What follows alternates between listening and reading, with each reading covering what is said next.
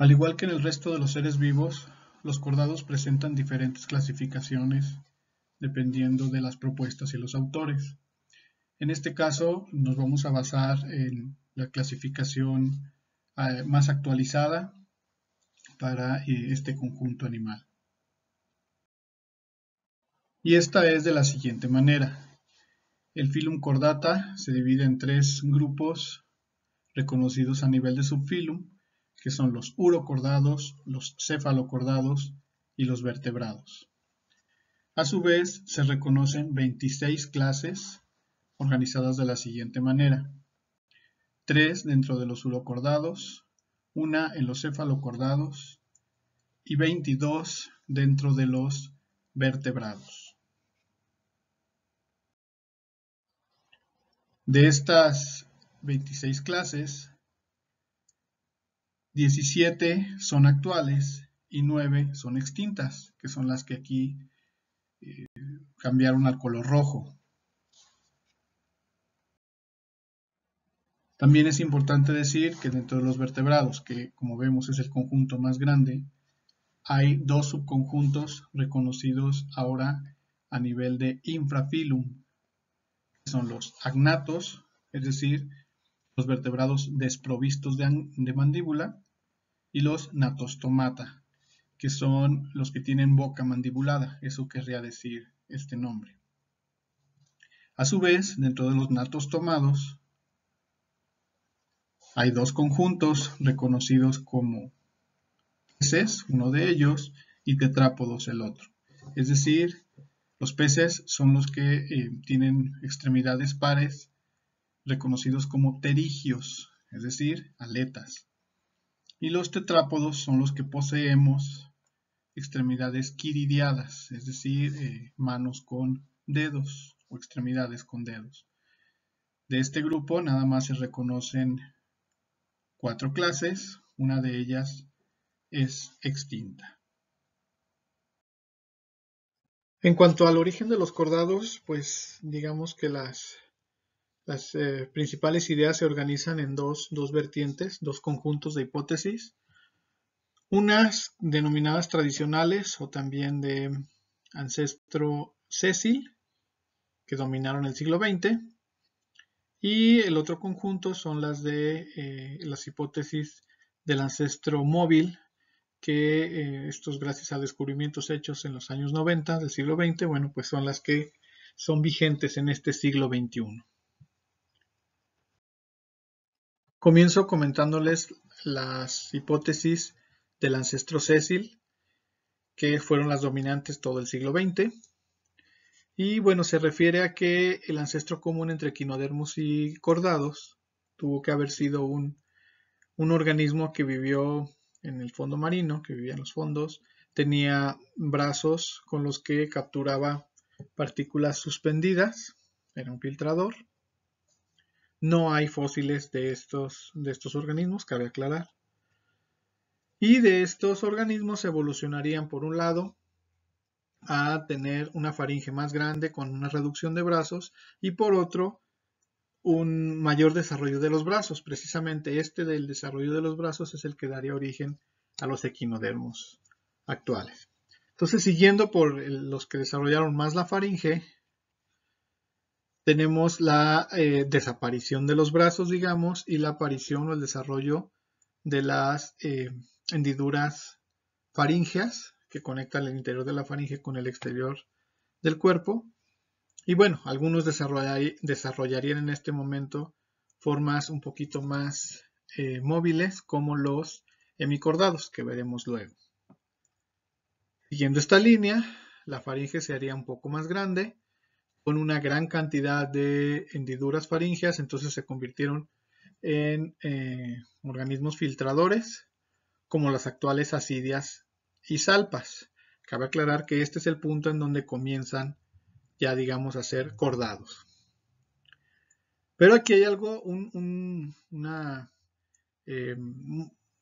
acontecimiento muy importante en la evolución de los cordados, que tiene que ver con el desarrollo de la neotenia. Es decir, de organismos sésiles, que obviamente tenían larvas móviles, empezaron a desarrollar larvas que no sufrían metamorfosis hacia la vida sésil, es decir, que se quedaban como larvas toda la vida, pero sí maduraban sexualmente. Esto es la condición de neotenia. Entonces, si eran móviles toda la vida, bueno, pues entonces ya podían desplazarse a donde quisieran y de esa manera empezaron o se desarrollarían los primeros cefalocordados, por ejemplo, que son de tipo anfioxo, que son todavía anteriores a los peces verdaderos. Y de esta línea aparecerían los primeros vertebrados. Entonces tenemos aquí que la neotenia sería una condición muy importante para el paso de vida sésil a vida móvil toda la existencia, pues toda la vida, ¿no? Esta, insisto, es las hipótesis que dominaron todo el siglo XX. De hecho, como, bueno, pruebas fósiles, digamos, pues tenemos este organismo que por mucho tiempo fue considerado el cordado más antiguo.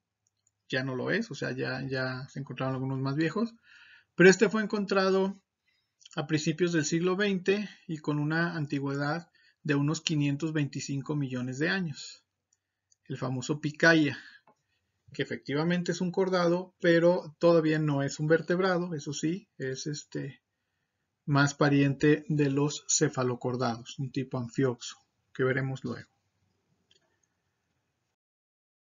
Por otro lado tenemos las hipótesis del ancestro móvil. Estas se desarrollaron en, gracias a unos descubrimientos que se hicieron sobre todo en los años 90 del siglo XX, en China específicamente, en la región de Chengjiang, yacimiento muy importante. Y de hecho son más antiguos que el Picaya que les acabo de mencionar. Estos tienen más de 530 millones de años. Y esta hipótesis, este conjunto de hipótesis se basa en que es el descubrimiento de estos organismos que se llaman betulicólidos tienen características tanto de cordados como de equinodermos y tenían vida móvil. Entonces estos organismos ya se colocarían, digamos, como un ancestro común anterior y por lo tanto anterior a este posible ancestro sésil, que no parece que no hubo tal. Son muy importantes, son poco conocidos, son organismos pequeños de algunos centímetros de largo, no sé, no sobrepasan los 4 centímetros, los más grandes. La mayor parte son de 2 centímetros. Entonces su interpretación pues es complicada, pero los análisis que se han hecho en los últimos 20 años, 25 años, los han apuntado a que efectivamente son ancestro común. Aquí podemos ver algunos ejemplos de estos restos y las reconstrucciones que vemos ahí en la parte inferior. La escala que ven ahí es de 1 centímetro, para que se den una idea, bueno, 2 centímetros, se den una idea del tamaño del que estamos hablando, ¿no? Ahí están, estos son los betulicólidos. Esa extensión que tienen de su cuerpo ni siquiera es una cola como tal. No se ha logrado establecer qué tipo de segmento de cuerpo es. Ahí en la parte superior derecha podemos ver el mapa de China y el punto rojo indica el lugar en donde fueron encontrados.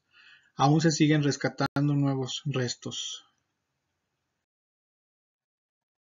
Vean que algunos tenían forma como de un barrilito con una como aleta, más o menos.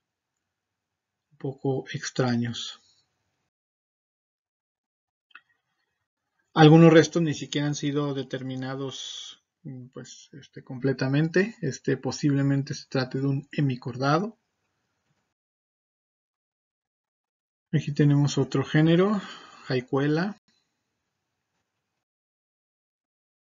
Miloncumingia.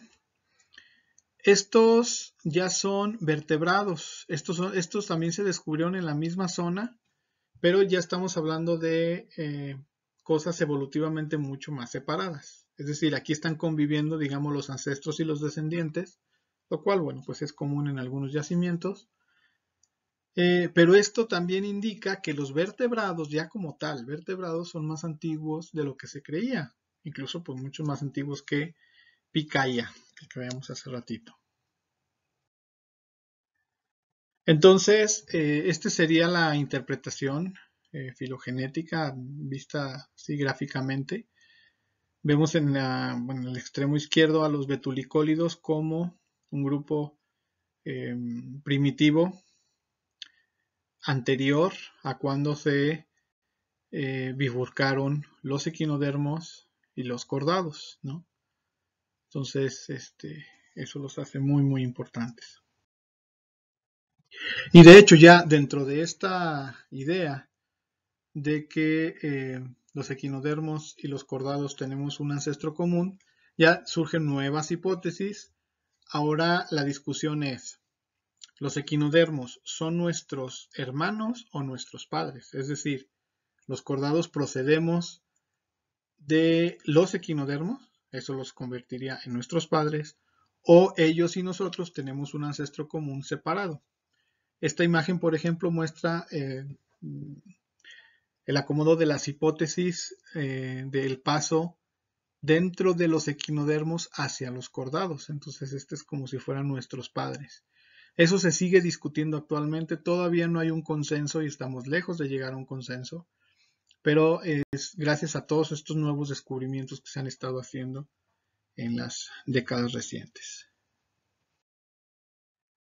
Y bueno, pues con esto terminamos esta parte. Es un repaso muy, muy general, pero es también para evidenciar un poco que ni siquiera nuestros propios orígenes están tan claros. Aún todavía falta mucho por descubrir. Muchas gracias.